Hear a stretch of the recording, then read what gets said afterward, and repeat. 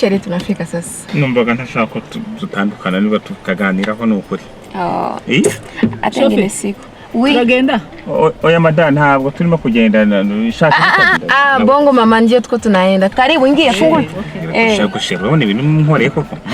Sheri. Umva ntabwo uzi ko urabona dukeneye kuvugana ku bukwe bwacu.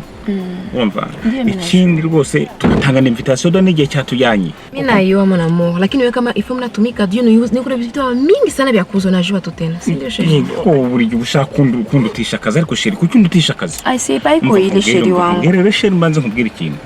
Nitumara kubana ibi byo gutwara imodoka nukuzabihagarika. Unasema nini? None se umva nkubwira mu muryango wacu bundi twebwe ntabwo umuntu yakomeza gutwara taxi kandi ari umugore.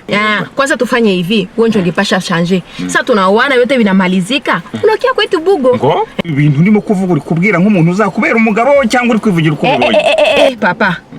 Sikia nikwambie hivi, kama unaona habitakuwa vile, for niendelesha ni kazi niko natumika. Umva nkubwire none ariko se nkwereke ko ugomba kunyuba nk'umugabo. Kufanya sasa. Mimi nakwambia gari yangu haitatoka.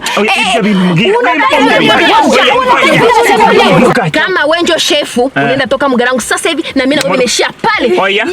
Hivi nilikuwa kipofu. Mada wikuze kabanyabugo babambwiye nkagira ngo nukubeshya bavuze ko muri abantu batashobotse babishega none gutyo muteye ko. None hari aho bihuriye nuko ari umunyabugo bazi. Basi reka ndakwibariza ikindi cyanyuma. Nk'ubu dufata ntazoja kurivura ngo agutware kwa muganga. Uzoca umwankira ngo nisakazi k'abagore.